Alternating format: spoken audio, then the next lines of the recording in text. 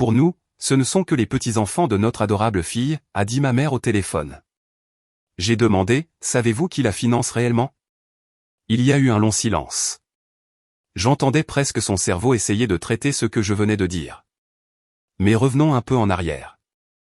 Ce moment n'est pas sorti de nulle part, il se construisait depuis des années. En grandissant, mes parents ont clairement montré qui était leur enfant préféré, ma sœur Émilie. C'était la fille en or, l'élève parfaite, celle qui ne pouvait rien faire de mal. Moi, en revanche, j'étais la déception. J'avais du mal à l'école, j'avais des ennuis de temps en temps, et je ne correspondais tout simplement pas au moule qu'ils souhaitaient. La différence dans notre traitement était si flagrante que même nos proches l'ont remarqué. Lors des réunions de famille, Émilie était toujours louée et recevait toute l'attention, tandis que j'étais une idée après coup. J'avais espéré que les choses changeraient en vieillissant, que peut-être l'âge adulte nivellerait le terrain. Ça n'a pas été le cas. Quand Émilie est devenue avocate, mes parents l'ont vénérée. Quand j'ai créé ma propre entreprise, ils l'ont à peine reconnue. Pourtant, je ne les ai jamais coupés. Je voulais que mes enfants aient des grands-parents, même s'ils étaient distants. Quand ma femme et moi avons eu notre premier enfant, mes parents ont été polis mais froids. Ils ont gardé les enfants quelquefois, mais seulement parce que je les ai suppliés. Puis Émilie a eu son premier enfant, et tout a changé. Mes parents étaient chez elle tout le temps. Ils ont organisé ces baby showers, publié des messages sur leur petit enfant, parfait, sur les réseaux sociaux et ont clairement indiqué que c'était le petit enfant qui comptait. Quand elle a eu son deuxième, il vivait pratiquement chez elle et l'aidait pour tout. Pendant ce temps, quand je leur ai demandé de garder mes enfants juste une nuit parce que ma femme et moi avions une importante réunion d'affaires, ma mère a raillé. Nous ne voulons pas garder vos enfants, a-t-elle lâché. Nous voulons juste les petits-enfants de notre adorable fille. Tu as toujours été pire qu'elle, alors vos enfants grandiront pour être des losers comme toi. Je pouvais à peine respirer. Je suis resté là, tenant le téléphone, ma main tremblant. Après tout cela, après toutes ces années passées à être l'étranger dans ma propre famille, j'avais espéré, bêtement, que mes enfants seraient différents, que mes parents les aimeraient même s'ils ne m'avaient jamais vraiment aimé. J'ai raccroché sans dire un mot de plus. Je me suis habillé, j'ai pris mes clés de voiture et je suis allé directement chez eux. Je n'avais même pas de plan. Je savais juste que je n'allais pas laisser passer ça. Quand je suis arrivé là-bas, mon père a ouvert la porte. Il avait l'air surpris de me voir, mais avant qu'il ne puisse dire quoi que ce soit, je l'ai dépassé et je suis entré dans le salon, où ma mère était assise sur le canapé. Elle a à peine levé les yeux de son téléphone portable. Je ne me suis même pas assis. J'ai juste dit, pourquoi? Elle a soupiré et a posé son téléphone. Douglas, nous avons déjà parlé de ça. Émilie a toujours été responsable, et toi? Vous pensez que mes enfants ne méritent pas de grands-parents parce que vous ne m'aimez pas? Ma voix s'est élevée, mais je m'en fichais. Ma mère m'a jeté ce regard condescendant qu'elle me donnait toujours, celui qui me donnait l'impression d'être encore un garçon de 10 ans qui avait raté son test de maths. Douglas, tu dois comprendre, certaines personnes brillent plus que d'autres. J'ai laissé échapper un rire court et amer. Savez-vous même qui a payé la vie d'Émilie? Cela a attiré son attention. Elle a froncé les sourcils. De quoi parles-tu? J'ai croisé les bras. Émilie n'est pas une avocate prospère. Elle a été licenciée il y a plus d'1 an. Le salaire de son mari a été réduit, et ils sont criblés de dettes. Depuis 15 mois, je paie leur loyer, les frais de scolarité de leurs enfants et même certaines de leurs factures de carte de crédit. Mon père, qui écoutait derrière ma mère, est devenu pâle. Le visage de ma mère a exprimé la confusion. C'est ridicule, a-t-elle raillé. Elle nous l'aurait dit.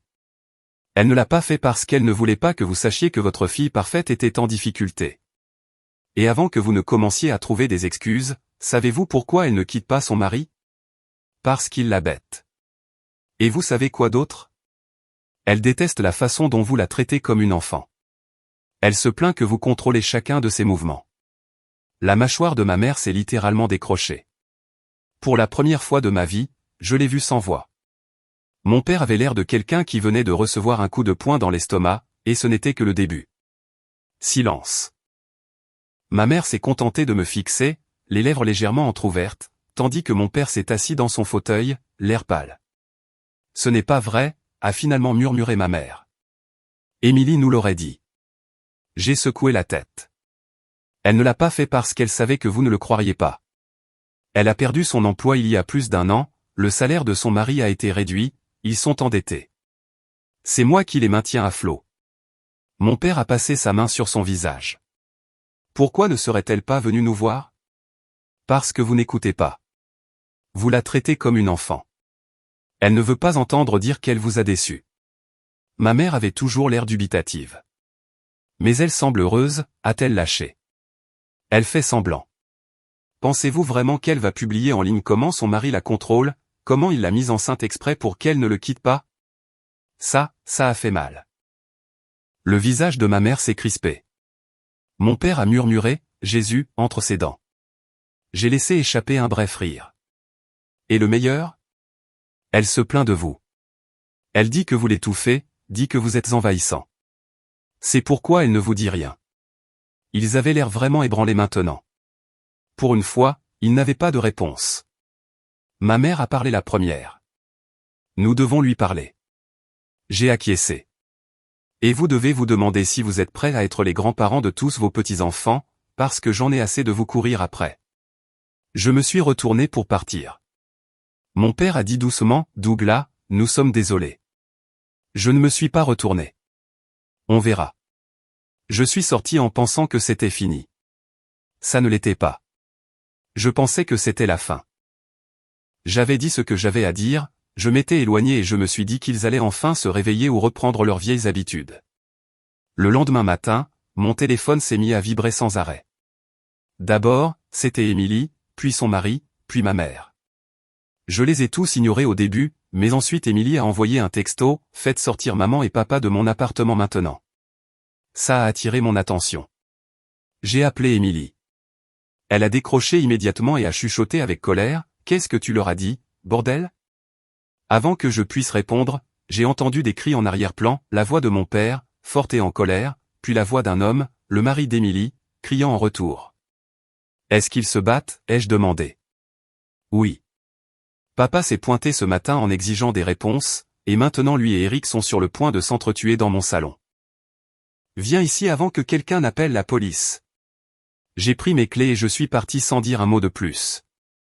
Quand je suis arrivé à l'appartement d'Émilie, la situation était hors de contrôle. Mon père se tenait face à Eric, le visage rouge de rage. Eric avait l'air tout aussi en colère, mais il y avait autre chose, de la gêne, comme s'il n'avait pas l'habitude d'être confronté de cette façon. Ma mère se tenait à l'écart, observant nerveusement. Émilie avait l'air complètement épuisée, les bras croisés, les yeux balayant les deux hommes comme si elle attendait qu'une bombe explose. Je suis entré et j'ai fermé la porte derrière moi. « Qu'est-ce qui se passe, bordel ?» Mon père a pointé du doigt Eric. Ce tas d'ordures a mis la main sur ma fille. Eric a raillé, « Reste en dehors de mon mariage, vieil homme. » Mon père a fait un pas de plus. Ou quoi? Pendant une seconde, j'ai vraiment cru qu'ils allaient commencer à se battre. Mais Eric n'a pas bougé. C'est là que j'ai réalisé qu'il n'avait pas l'habitude d'être défié. Il avait l'habitude de contrôler la situation et de garder Émilie sous son emprise, mais maintenant, avec mon père devant lui, il n'était plus si sûr de lui. Je me suis tourné vers Émilie. « Qu'est-ce qu'ils t'ont dit ?» Elle a passé une main dans ses cheveux. Ils sont venus tôt ce matin et ont dit qu'ils avaient besoin de parler. Puis papa a commencé à insister pour avoir des réponses, et Eric est devenu sur la défensive. Les choses ont dégénéré à partir de là. J'ai regardé ma mère. « Et toi ?» Elle a hésité.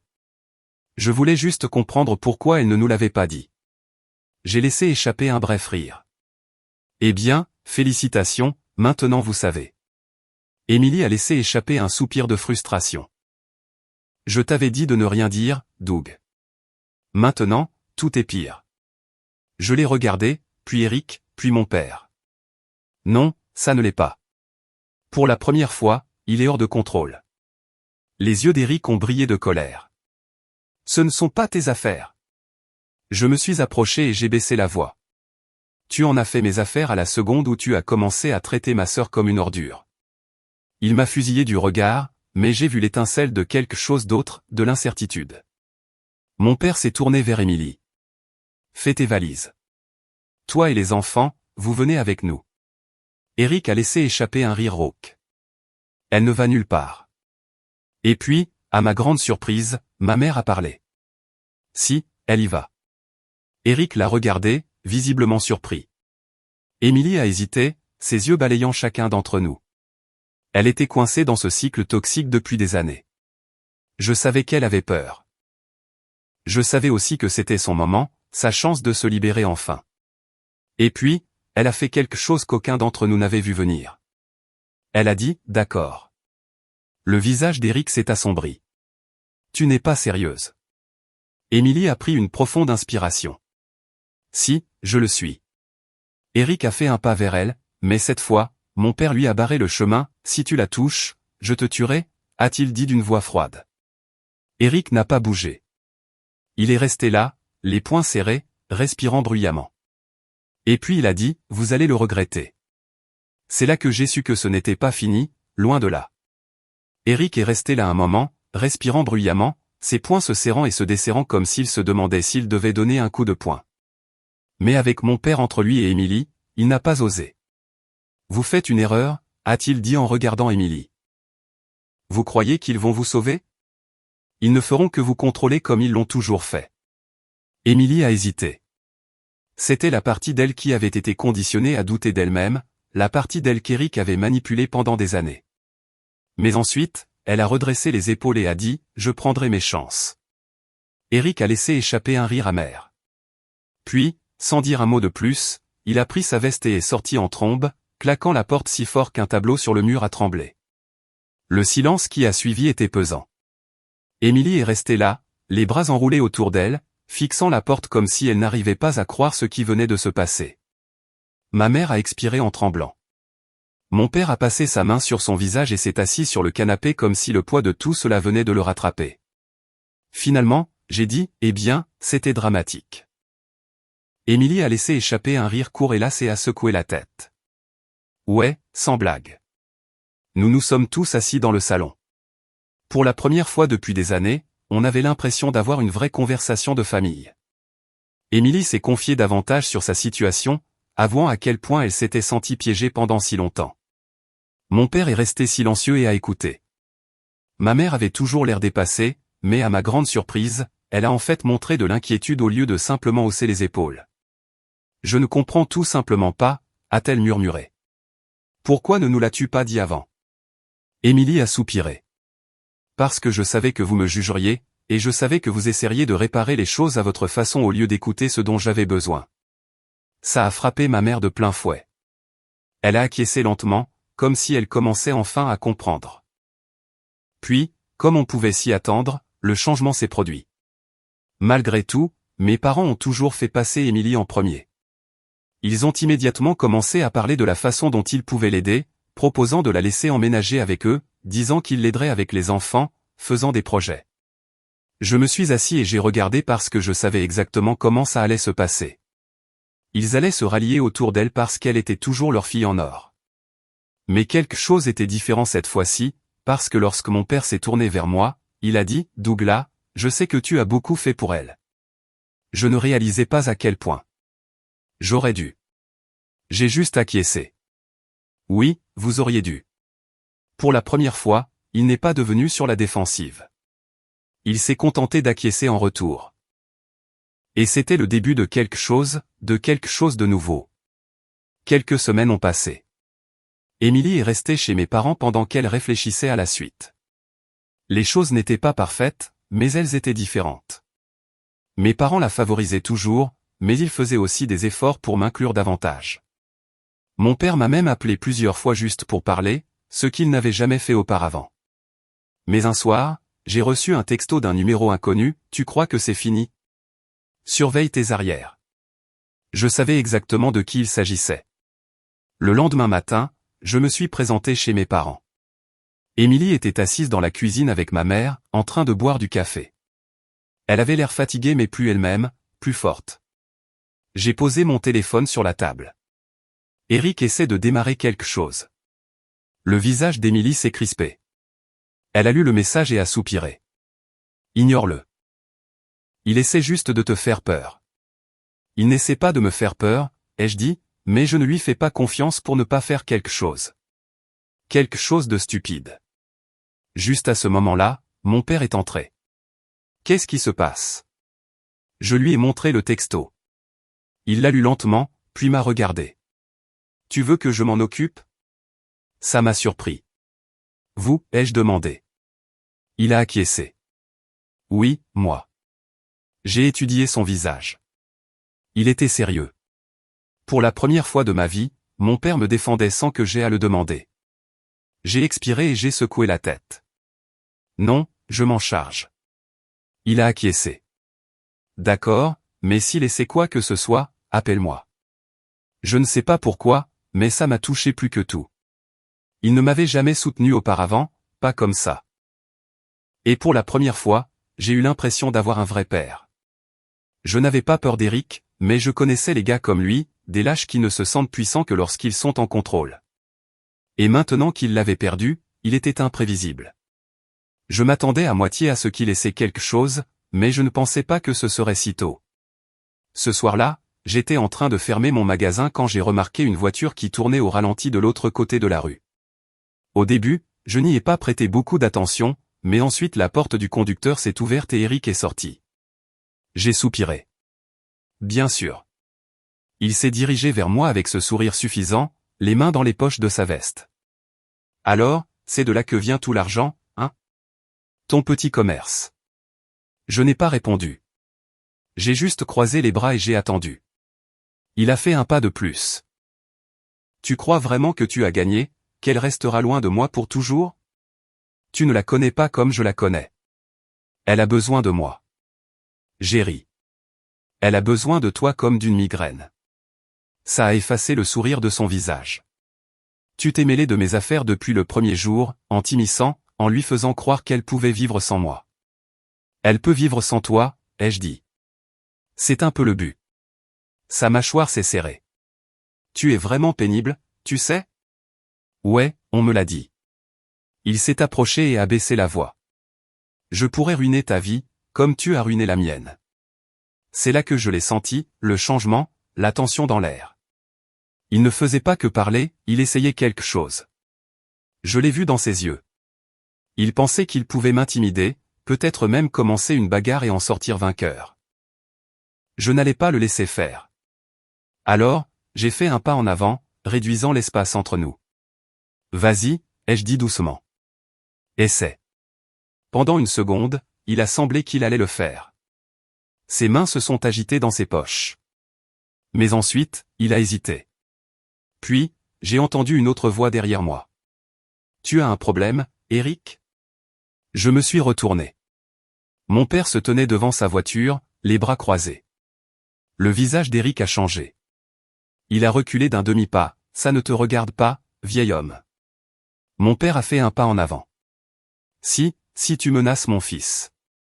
Mon fils. Je ne pense pas avoir jamais entendu ces mots sortir de sa bouche avec autant de poids. Eric a regardé entre nous deux comme s'il essayait de décider si ça valait la peine. Puis, comme ça, il a raillé, s'est retourné et est retourné à sa voiture. Alors qu'il s'éloignait, mon père a expiré. Lâche. Je me suis tourné vers lui. Comment tu as su? J'en avais l'impression, a-t-il dit. J'ai pensé que j'allais jeter un coup d'œil. Je n'ai rien dit. J'ai juste acquiescé. Pour la première fois de ma vie, mon père avait décidé de me soutenir, sans hésitation, sans condition. Et bon sang, ça faisait du bien. Après cette nuit-là, Eric n'a plus rien essayé, pas directement. Mais Émilie a commencé à recevoir des messages de lui. Au début, c'était des excuses. Puis, lorsqu'elle n'a pas répondu, ils sont devenus des chantages affectifs, puis des menaces. Je savais qu'il ne partirait pas comme ça, a murmuré Émilie en me montrant un de ses textos. Vous croyez vraiment qu'ils vont vous sauver? Ils reviendront en rampant. Ils le font toujours. C'était ça. J'en avais assez de jouer la défense. J'ai appelé mes parents et leur ai dit de me retrouver chez eux. Quand je suis arrivé là-bas, Émilie était déjà assise dans le salon, les bras croisés, l'air épuisé. Mon père avait l'air sérieux. Ma mère avait l'air en colère. On en a fini d'attendre qu'ils viennent à nous, ai-je dit. On doit mettre fin à ça. Mon père a acquiescé, d'accord. À ma grande surprise, c'est ma mère qui a parlé ensuite. On va te trouver un avocat. Émilie a cligné des yeux. Un avocat? Ma mère s'est assise à côté d'elle. Oui, un avocat spécialisé dans le divorce et une ordonnance restrictive. On va mettre fin à ça selon nos conditions. Je n'en croyais pas mes oreilles. Ma mère, qui avait passé toute sa vie à essayer de contrôler Émilie, agissait maintenant pour elle au lieu de contre elle. Émilie a hésité. Vous croyez vraiment que... Mon père l'a interrompu. Oui. Tu dois être légalement libre de lui. On va s'occuper de tout, mais tu dois signer les papiers et être prête à te battre s'il résiste. Émilie a expiré. D'accord. Le jour même, nous avons rencontré un avocat que mon père connaissait. Il était impitoyable. Après avoir examiné la situation, il a souri et a dit, il ne va pas se battre, pas si on s'y prend bien. Et il avait raison.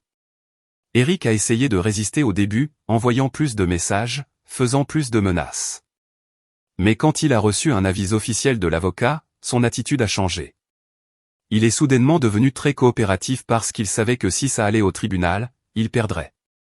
Un mois plus tard, le divorce était finalisé, l'ordonnance restrictive était en place, et Eric était hors de la vie d'Émilie. Et pour la première fois depuis des années, elle était vraiment libre. Les choses ne sont pas devenues parfaites comme par magie après ça.